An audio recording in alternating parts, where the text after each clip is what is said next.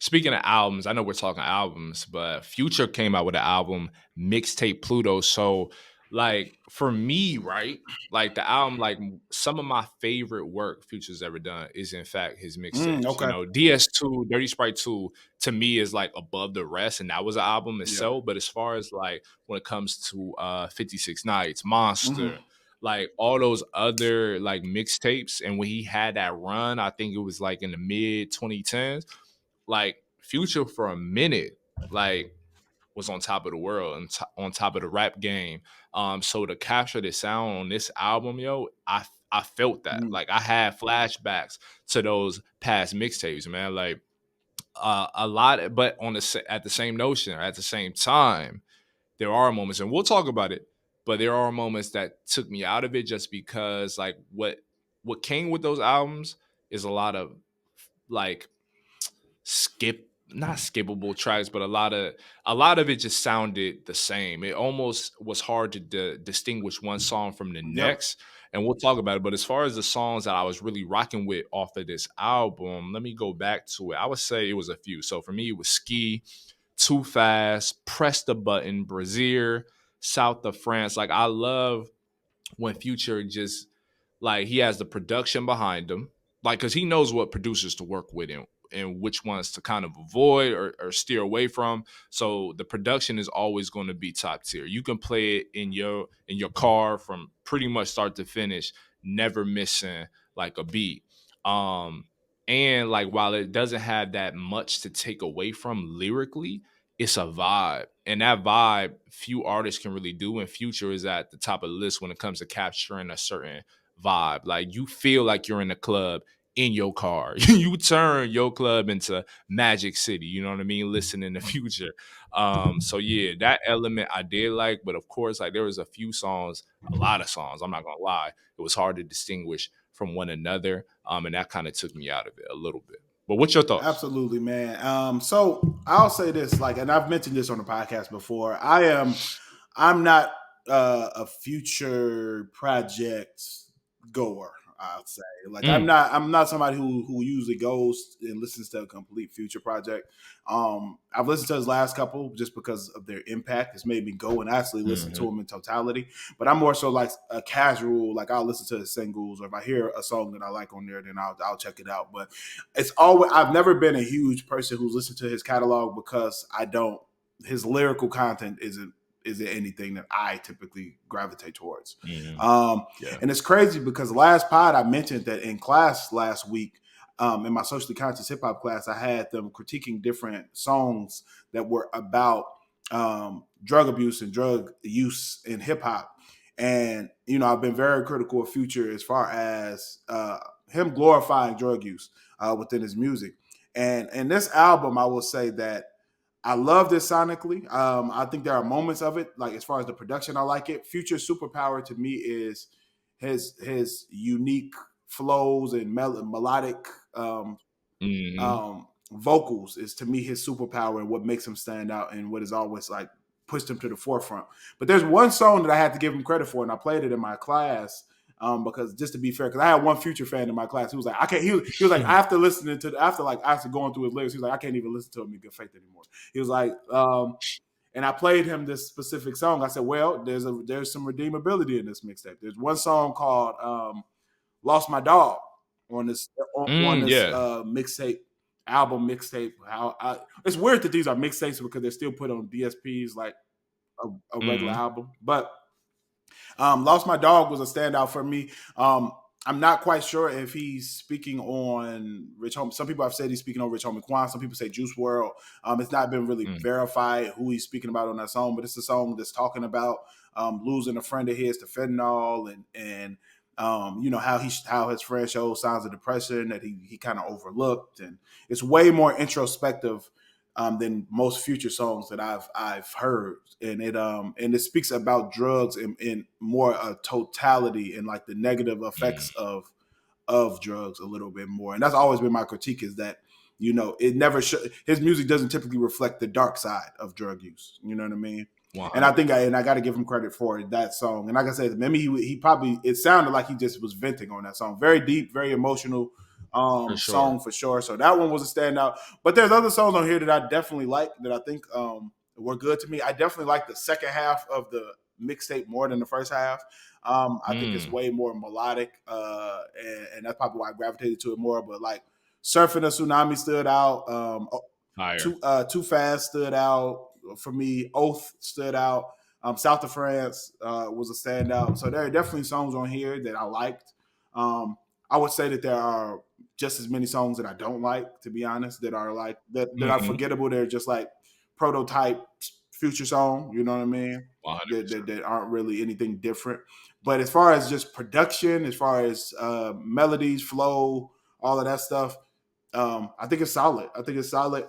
Um, the lyrics aren't more than other than that one song that he has. Yeah. The rest of them still go back and talk about lean and popping pills and all the same stuff, which to me is it's an interesting dynamic that he does in his songs. But so Yeah. like I said, Future's music isn't for me in general, but he has songs that I like and gravitate to on here. So I definitely would say a solid project for sure.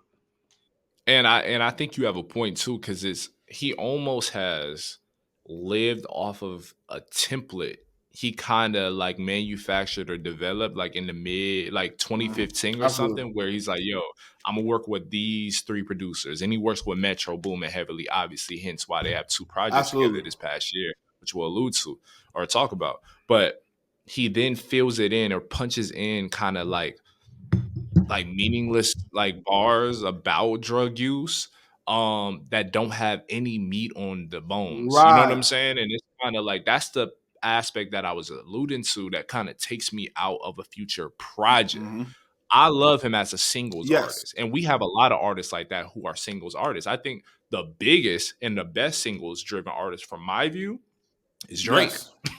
And him and Drake obviously have collaborated heavily and have a mixtape together themselves. So I think like as much as I like the you're right, the amount of songs that I like it's the same quantity that I kind of dislike. And for me, that brings this album to like for a future project, this bring this to like I'm gonna just grade it like you do papers, bro. I give it like a C minus for that reason. Like, Yep.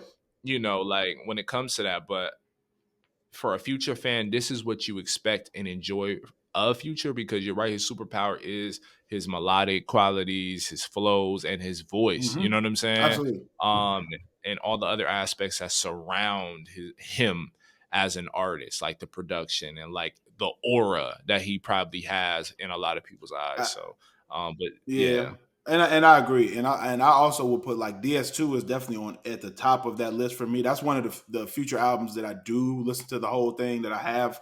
And I'm like, wow, he yeah, put a lot of like the production on there is just amazing. His vocals, everything are just great. But like I said, I am a very, and that's what I said, that's one of my bias. Like I'm a lyric guy, the beat and yeah, everything is cool, but I am like uber focused on lyrics when I listen to music because that's just how I hear music.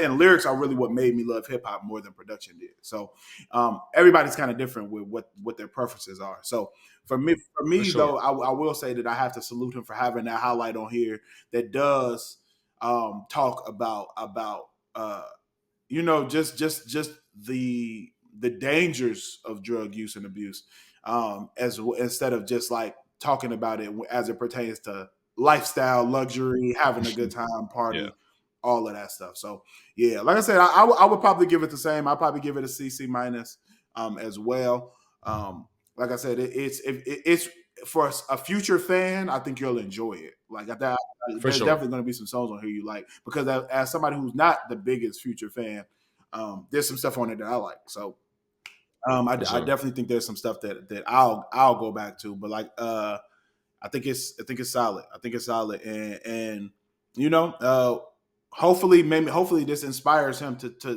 to talk more about those some of those struggles and battles. And I don't even know, like I said, I don't even know if Future is a drug user himself. But that's the ironic yeah, part. Yeah, I don't know either. Future doesn't do interviews and really talk about any of this stuff. But if he is, hopefully, maybe this will inspire him to talk, give more deep messaging within his music, whether it's about his use or people around him, like he did in this specific track.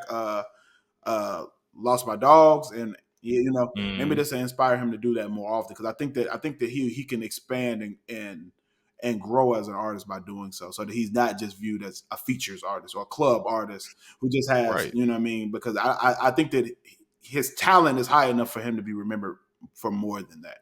Um, And I 100% agree. And I'm not asking him to then turn into a common. Like I no, don't expect that from no, him. But as far as like having a like a song dedicated to like a lost homie like or something like that, he has close relationship to Thug, like talking about one of his homies like getting locked hmm up, you know what I mean, like stuff like that. Like I would want to see a larger sense of yes, vulnerability. And I don't mean that as far as because he done romantic songs yeah, which express vulnerability, but just like, yo, we want to learn more about you. We want to see more future. Some people don't care to see that. But I think with me, I'm willing to kind of accept. Like I love lyrical artists, right? But I'm willing to kind of like let certain things go by if you capture a certain vibe that has a sense of nuance every time I hear you. But if I hear the same things from you and you not giving me any bars to really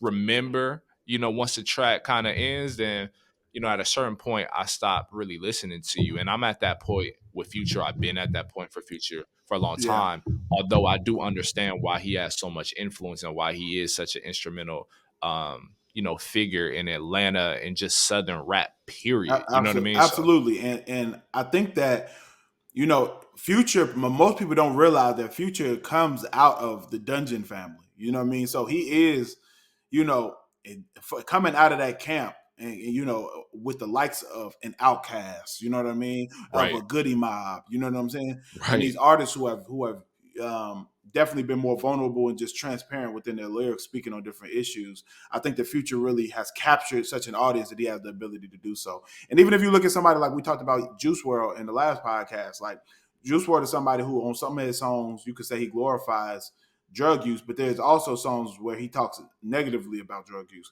So to me, it balanced it out a little bit more. Like one of my students presented on a song he had called "Lean with It," um, Mm, and the video is set with him in a like a almost like a what's I don't know what the equivalent. I guess an AA or drug anonymous type of meeting, and there's a lot of like mm, imagery in there and showing him as an addict and showing him in recovery. So I think that Future has the opportunity to expand his messaging outside of what he's been doing. So we'll see if he does it or not.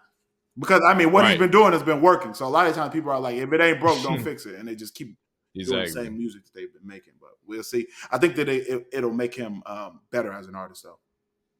Absolutely. And like as far as the projects that he's produced this past year, where does Mixtape Pluto for you rank? Like, especially after the momentum, the seismic shift that we don't trust you, we still don't trust you. Like those projects kind of made in hip hop, especially with the like that verse that Kendrick and was on or he had on the song. So like how does it compare to I, you? I think I will put it. I will put it right in smack dab in the middle. I think we don't trust you. The first one is still the best one. And then I probably will go Mixtape Pluto. Then we still don't trust you. I think that's how I would have it because I wasn't the biggest fan of the second. We still don't I trust didn't you. like it at all, Yeah, for real, yeah, for real. yeah, yeah. It was a lot of forgettable songs on there for me, and I think this one had more standouts. Um, Mhm. Production wise, and like I said, I think he played around with different melodies and flows a lot more on this one than he did on "We Still Don't Trust You." So I would put this one right in the middle. Yeah, and I like ironically, like I love when Future kind of goes into his trap and B, Hmm. like R&B Yep. bag a little bit, but I like when he does it occasionally. I don't like when he does it for a large portion of a project, and I feel like he did that on "We Still Don't Trust You." So for me, I skip a lot of those tracks. So I think it's like while not a bad project, I wouldn't go as far as to say it's bad, but like between the three that he's been a part of this year, I will put it at the bottom. I will put Mixtape Pluto, like you said, right in the middle. Yep. And We Don't Trust You. Like I think that was pretty much the height of him and Metro's like collaborations for for the for this Yeah. year. But Absolutely. like Yeah, I would put Mixtape Pluto probably in the middle too. Yeah, Yeah. Solid project. Definitely some skippable stuff on there, but I think there is some there's some stuff that'll stick around. for sure, Yeah. for sure. It'll catch the wave. It'll catch a like some DJ will play some of these records from Mixtape Pluto. I'm talking about like soon, like at some point. It's just press the button, whichever one goes goes. Like I love the fact that artists just kind of let the streets Yeah. decide on what's a hit versus like radio execs 'cause they don't know what they talking At about. all.